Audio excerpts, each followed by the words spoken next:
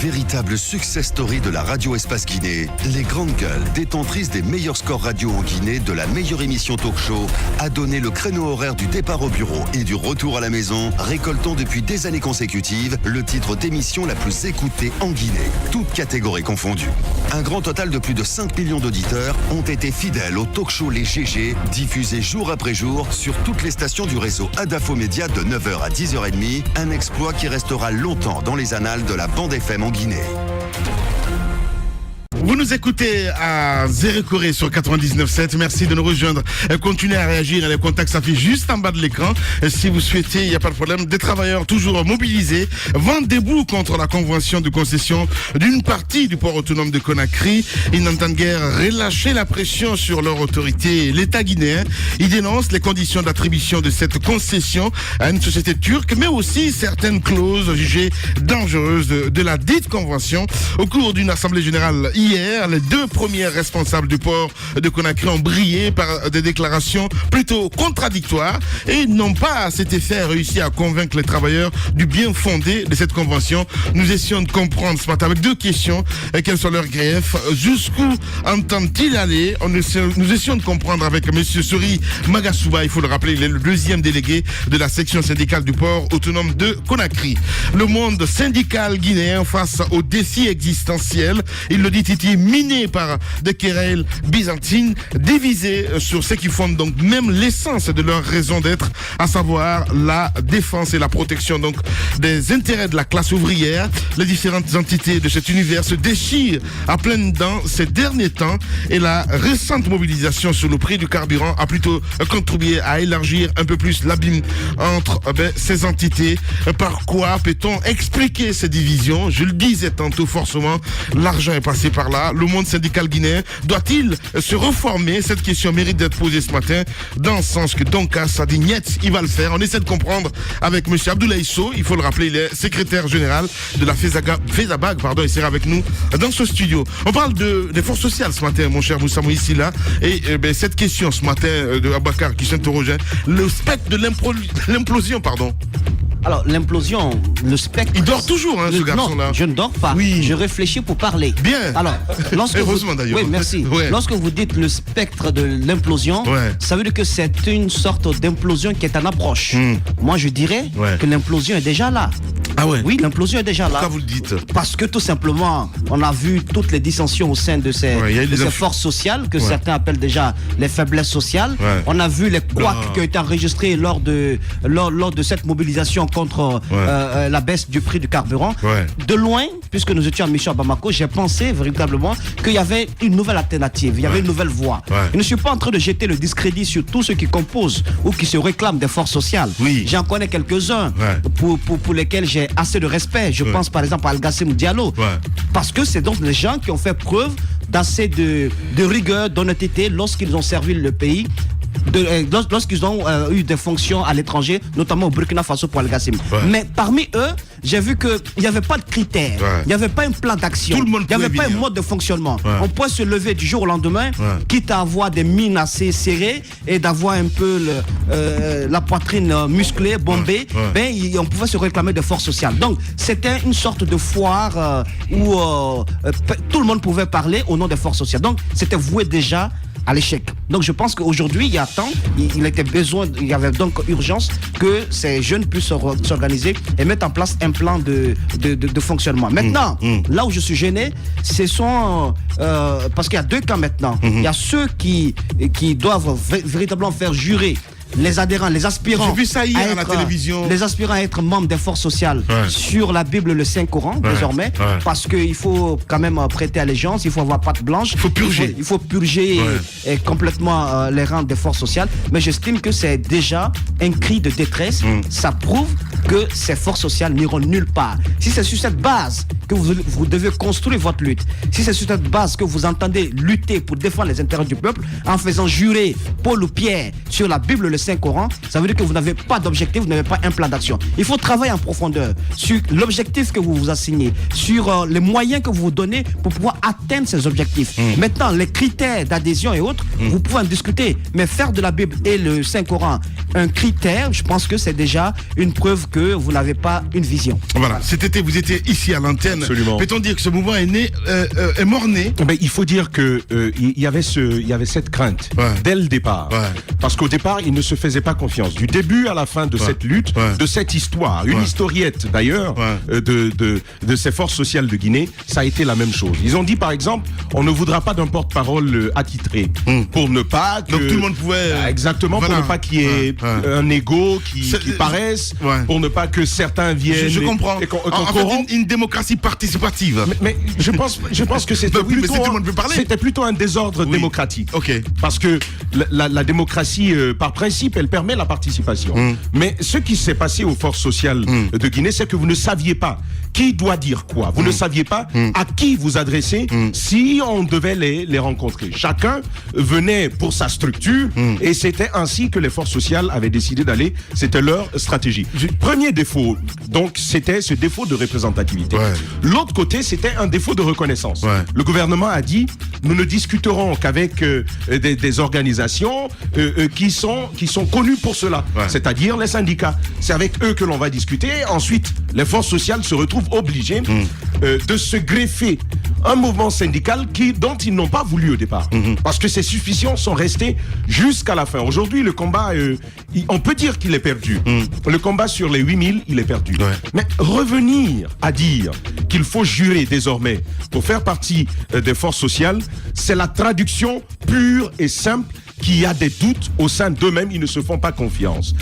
Les mêmes suspicions qui existent entre société civile, organisations de société civile et le peuple, ce sont les mêmes organisations qui viennent à figurer entre les organisations de la société civile elle-même. Sauf que, amener comme ça quelqu'un à demander, il faut jurer soit sur la Bible ou sur le Coran, c'est seulement dans des situations sacerdotales que l'on demande cela. Un prêtre, un pasteur, un juge, un président, c'est comme un sacerdoce. Je suis d'accord, totalement.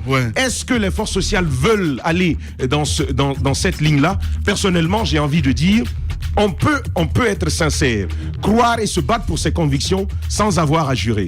S'il faut tout le temps jurer, eh bien on redit à tous les Guinéens qu'entre nous-mêmes, on ne nous fait pas confiance, on ne se fait pas confiance et qu'on n'est pas capable de mener à bien une lutte qui aurait pu servir tout le peuple. Justement, il s'est mis en scène sur Facebook. J'ai vu Fonike Mangué, entre autres. Justement, moi je voulais en parler.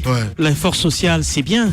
Ils ont calqué le modèle burkinabé, le modèle sénégalais, etc., sans vraiment chercher à étudier comment eux, ils sont nés, quelle a été la base de leur lutte, comment ils sont parvenus, etc. Nous, on a calqué le modèle, on est venu, on en fait. Et moi, ce que je déplore, c'est que la plupart de ces organisations de société civile, quand je prends Balai Citoyen et autres, c'est plutôt de la pub de personnes. Moi, quand je regarde souvent sur les réseaux sociaux, le coordinateur a fait ceci, le coordinateur a fait cela, tel a fait ceci, tel a fait cela. L'action est sur le terrain. C'est vrai, l'action est sur le terrain et la force se mesure sur le terrain. 8000 francs, c'est bon, ça a été le slogan pendant plus de 2 mois ici, sur les réseaux sociaux. Les réseaux sociaux, c'est bien, mais ça ne va pas résoudre le problème fondamental de notre pays. Moi, je crois que quand ils sont en arrivés là, c'est parce que tout simplement, il y a non seulement au-delà de la suspicion, mais on sait très bien que l'argent est passé par là. D'ailleurs, vous l'avez dit à l'entame de l'antenne. Dès qu'il y a la corruption au sein d'une entité, eh ben cette entité vole en éclats, surtout quand ce sont les syndicats ou ce sont les forces sociales, etc. Eux-mêmes, à l'intérieur de leur organisation, ils ne se font pas confiance, les luttes ne sont pas sincères, on n'y adhère pas par conviction, et donc lorsqu'on arrive là, la lutte pour laquelle vous êtes engagé, ça n'aboutit pas. Le résultat, c'est ça. Le résultat de leur claque, ils en ont pris plein la gueule lorsque le gouvernement a augmenté le prix du carburant et que le seul slogan, en fait, leur seule arme de bataille, c'était de mettre hashtag 8000 francs c'est bon, et on était inondé de ça sur Facebook. Mais pendant ce temps, la réalité du terrain était tout autre. Il y en a qui partaient en catimini faire des réunions avec des responsables de l'État et je sais pas moi, prendre peut-être le prix de carburant eux-mêmes à 10 000 francs et rentrer chez eux. Donc, la trahison a commencé au sein de l'organisation elle-même. Eh bien, elle ne peut pas avoir de la force. C'est comme ça dans ce pays. Parti politique, organisation de société civile, moi je mets tout ça dans le même panier. Allez-y madame. Non mais ce que je voudrais dire à Roby, c'est qu'un mouvement spontané ne s'inspire pas forcément d'un autre mouvement qui est né ailleurs. Parce que les forces sociales... n'a pas été spontané. Écoutez, c'était un mouvement spontané. Les forces sociales de Guinée... ça n'a pas été spontané. C'était un modèle calqué. Non, c'était pas un modèle calqué. Sur le Burkina et le Sénégal. Non, c'est pas un mouvement calqué. C'était dû... Après l'augmentation du prix du carburant, les forces sociales sont nées. C'était pas calqué. Je suis désolée, moi je n'enterrerai pas de sitôt le mouvement, les forces sociales de Guinée. C'est vrai qu'il y a eu des problèmes. Moi je pense qu'il y a encore de l'espoir. Vous avez vu la première marche. Écoutez, vous avez développé vos idées. Laissez-moi aller au bout de mes idées. Attendez, Roby. Voilà, je vais au bout de mon raisonnement. Allez-y. Vous avez vu la première marche qui a été organisée ici par les forces sociales. Tout le monde a adhéré. Et il y avait plein de monde sur l'autoroute. On est parti de la tannerie jusqu'à l'esplanade du Palais du Peuple. C'était vraiment quelque chose. Moi, je pense que des situations comme ça sont à saluer. Mais vous savez comment les choses se passent en Guinée. Vous savez comment on réussit à phagocyter les organisations ici. Comment on réussit? Qu'est-ce qui s'est passé par la suite? Tout le monde est venu. C'est peut-être là l'erreur, là qu'il faut parler d'erreur. On a laissé tout le monde, on a laissé des personnes dont on connaît la moralité dans ce pays. Parce que vous savez qu'il y a des gens qui se réclament de la société civile, mais qui en fait ne sont que des marionnettes, qui sont utilisées par le pouvoir. Donc on a laissé toutes sortes de personnes venir au sein des forces sociales, ce qui fait que de l'interne, de l'intérieur pratiquement, on a fait imploser le truc. Mais cela ne veut pas dire qu'il y a des personnes de bonne moralité. Je pense qu'ils peuvent repartir sur de nouvelles bases et la nouvelle démarche qu'ils veulent imposer. Moi, je ne suis pas contre. Qu'on demande à quelqu'un de jurer sur le Coran ou sur la Bible. Je pense qu'il y a d'autres stratégies qu'on pourrait développer. Mais s'ils pensent qu'à l'interne, c'est ce qui pourrait les aider à avancer, ils peuvent utiliser cette stratégie-là. On sait qu'il y a eu de la corruption pour faire imploser ce mouvement. Et je pense qu'ils ont été aussi trop conformistes. Ouais. En Guinée, quelquefois, il faut braver. Il faut braver parce que quand vous dites que vous allez... C'est ce qui s'est passé quand on parle de semblant de retour de l'État ici. Alors qu'on a interdit, à chaque fois que les forces sociales ont demandé à manifester ici, on a interdit les manifestations. Alors que la première manifestation s'était bien déroulée, sans incident, aucun blessé, aucun dégât matériel. Ouais. Pourquoi on a refusé à ce que les forces sociales manifestent par la suite? Mais ils ont été trop conformistes. Parfois, je pense qu'il faut essayer de faire comprendre à l'autorité qui refuse de comprendre que force doit rester à la loi. Bien. Vous venez pour leur montrer que vraiment vous vous êtes conformé une fois, deux fois, la troisième fois, vous êtes citoyen de ce pays et que la loi vous confère certains droits qu'on ne doit pas vous enlever. Merci beaucoup, madame. Allez-y. Non, mais pour qui connaissait en tout cas la façon dont ces forces sociales sont nées, elles sont issues d'organisations ou d'organismes composites qui se regardaient déjà en chien de faïence, ça on le sait, la PQD, parce que les deux principales entités qui forment le noyau dur de ces forces sociales, c'était la PQD et le CNOX. Tout le monde connaît la rivalité. Voilà, la rivalité entre Sano et Dansa et ces suspicions, donc j'appelle ça le défaut congénital, ont continué et finalement n'ont pas aidé cette organisation, ce mouvement donc à prospérer. Et finalement, ce qui se passe là, c'est qu'on reproche à Abdourahmane Sano de s'être réuni, c'est à vérifier, j'espère qu'on l'aura jeudi dans cette émission, de s'être réuni avec un petit groupe en catimini pour prendre des décisions sans consulter et sans informer les autres membres. On voit les réactions qui sont très passionnées, plutôt déchaînées. Depuis hier, il y a Koïta qui a été responsable de la communication qui parle de bêtises. Ouais. Vous voyez combien de fois les mots sont très forts, les gens sont assez choqués par la démarche. Et surtout lorsqu'on impose désormais que les gens jurent par prêtent serment sur le Coran ou sur la Bible. Donc ce sont des démarches qui sont jugées unilatérales, qui choquent. Et vous voyez que la fissure elle est totalement patente aujourd'hui. Il y a comme un bloc PQ, un bloc proche d'Abdourahmane Sano et un bloc Knox. Donc, je pense que aujourd'hui la solution peut-être ça serait de mettre de côté ces deux organisations. Non, ça fait les choux gras du gouvernement qui ne peut que se réjouir de cet éclatement. Je pense que je suis d'accord avec Moussa que voilà, on est presque dans l'implosion, dans l'éclatement de ces forces sociales. Allez-y. Alors, trois choses très très rapidement. Ouais. La première, c'est de dire qu'il y a à l'intérieur. Comme Moussaïr le dit, et je crois que personne n'a dit ici dans ce studio qu'il n'y a pas de personnes de moralité. Il y a des gens de très bonne moralité à l'intérieur des forces sociales de Guinée. La deuxième chose pour laquelle je pense que c'en est fini de ce mouvement, en tout cas sur la forme de départ, c'est que quand vous avez fait des suggestions pour une meilleure organisation du mouvement des forces sociales de Guinée, on ne vous a jamais écouté. Tout de suite, on va dire, eux, ils sont de l'autre côté, ils sont contre nous, et ça, ce n'est pas productif. Okay. La dernière chose que je dis, très simplement, je ne suis pas favorable à cette histoire, il faut jurer sur le Saint-Coran ou sur la Sainte Bible. La raison, elle est bien simple.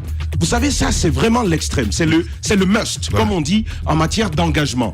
Mais s'il faut banaliser pour des engagements citoyens aussi simples, s'il faut aller jusqu'à jurer chez Dieu, ah ben, dites-nous où nous sommes finalement. Et puis le Graal, c'est quoi? C'est qu'à un moment donné, on ne peut plus. Il arrive un moment où on n'est plus en phase avec les convictions pour lesquelles au départ on a été. Donc je pense qu'à ce moment-là, on a le loisir de quitter. Donc pour moi, le Graal, jurer sur la Bible et le Coran, pour moi, au-delà du fait que c'est choquant, c'est extrême. Il faut qu'on arrête ça. Deuxièmement, pour vite répondre à Madame Hiro, pour lui dire que oui, c'est vrai qu'on a pris l'autoroute, on était nombreux, on a certes sorti du monde, c'est vrai, mais le résultat c'était quoi? Le but de la lutte, c'était de ramener le carburant à 8000 francs. À un moment donné, on a tangué, on a approché les 9000, tout le monde était content, on a dit le gouvernement va peut-être venir à 9000, mais on est resté bloqué à 10 000. Donc on a beau remplir les routes, le résultat c'était zéro. Allez-y, madame. Allez-y, Moussa. J'estime tout de même qu'on n'a pas besoin que tout le monde puisse se joindre à un mouvement pour qu'il puisse réussir. Ailleurs, dans d'autres pays de la sous-région, les mouvements sont partis d'une ou de deux personnes.